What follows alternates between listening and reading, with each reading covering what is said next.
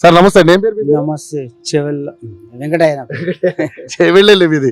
Okay Venkataiah గారు, చేవేళ్లలో MP elections అవునా? చేవేళ్ళ మొత్తం దేశం మొత్తం జరుగుతూ ఉన్నాయి. మరి ఏంది చేవేళ్లలో ఈసారి ఎవరు గెలిచే అవకాశం ఉంది? ఎందుకంటే ఈ నియోజకవర్గానికి ముగ్గురు అభ్యర్థులు 3 పార్టీల నుంచి పోటీ పడతా ఉన్నారు. Already sitting MP Ranjith Reddy గారు ఉన్నారు, కొండా విశ్వేశ్వరరెడ్డి గారు, కాసాని జ్ఞానేశ్వర్ గారు. మరి ఏంటి, మరి ఈసారి ఏ పార్టీ ఇక్కడ అధికారంలోకి వచ్చే అవకాశం ఉంది? ఈ ఉన్న 17 స్థానాలు ఎవరు ఎన్ని గెలుచుకునే అవకాశం? కాంగ్రెస్ గెలుచుకుంటాం. కాంగ్రెస్ ఎన్ని? 17 అంటే వాళ్ళకు మాట బీజేపీ వాళ్ళు శిరవ 2 పోతే పోతుండొచ్చు. చెవెళ్ళ మాత్రం రాదు. బీజేపీ రాదు. ఇప్పుడు పార్టీలు మార్చుకుంటూ పోతుంటే ఎట్లా చేస్తారు వాడికి? దొంగ వాడు ఇప్పటికి 3 పార్టీలు మార్చండి ఆయన. ఎవరు నమ్ముతారు? బీజేపీ మాత్రం ఆయన ఇళ్ళనే ఉండుంటే పక్కా ఆయనకే ఉండే కాంగ్రెస్.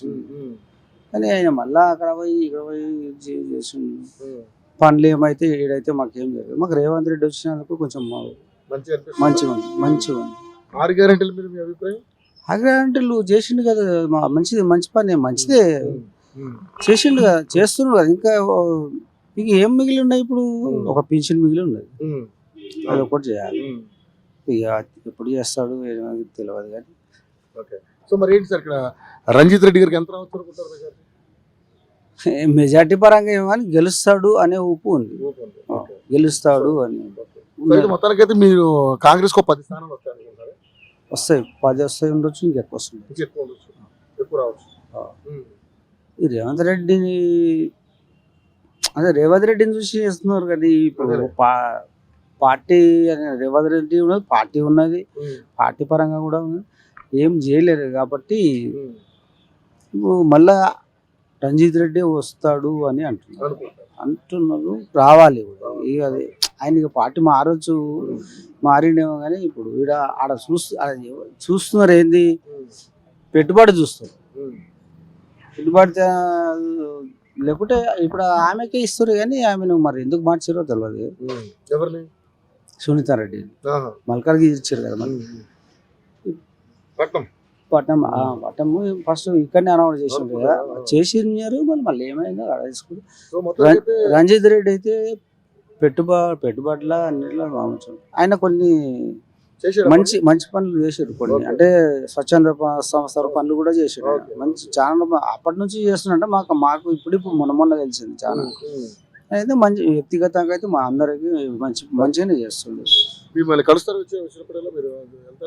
ఇక మేము అంటే ఆయన ఎప్పుడు చేస్తాడో ఇప్పుడు కలుస్తాడు. అప్పుడు అంటే మేము ఆ పార్టీలో పనులు అయినాయి, మంచిగా పనులు అయినాయి, కొంచెం వరకు అయినాయి పనులు అయితే అవుతున్నాయి. ఆయన పనులు ఇప్పుడు గవర్నమెంట్ తరఫు నుంచి ఆయన స్వచ్ఛందంగా కూడా చేశారు. సో మరి ముగ్గురులో పోటీ ఎవరెవరి మధ్య ఉంటుంది? వీళ్ళిద్దరి మధ్యలో ఉంటుంది. బీజేపీ బీఆర్ఎస్ అంత బీఆర్ఎస్ అయిపోయింది, అది సచినపం లాగా అయింది. ఇప్పుడైతే 10 సంవత్సరాలు రేంజ్ అదే మాట్లాడే వాళ్ళు లేరు. అది ఆయన చేతులతోనే ఆయన చేసుకున్నాడు అంతా. ఆయన కూడా కానీ ఆయన హయాంలో ఈ 10 సంవత్సరాల్లో మేము వెనకడికి ఇప్పుడు నేను ఎప్పటి నుంచి అంటే ఇందిరాగాంధీ పీరియడ్ నుంచి చూస్తున్నాను. ఇందిరాగాంధీ పీరియడ్ నుంచి చూస్తున్నాను. ఇంత అరాచకం ఏదో జరగలేదు. ఇందిరాగాంధీ కూడా చేయలేదు. అప్పుడు ఏదో ఎమర్జెన్సీ అంటే నాకు అంత తెలియదు కానీ అంత అరాచకం చేసిండు వీడు కేసీఆర్. దొంగ వాడు. వాళ్ళ నలుగురు కాదు, వాళ్ళంతా దొంగలు లేరు. ఇక వానికి ఇప్పుడు ఉందేమో, ఇప్పుడు రేపో మాపో ఎలక్షన్ అయిపోయినాక వానికి కూడా తింటాడు, చెప్పకూడదు తింటాడు వాడు. రేవంత్ రెడ్డి మొగోడు వాడు. రేవంత్ రెడ్డి అంటే రేవంత్ రెడ్డి అంతే.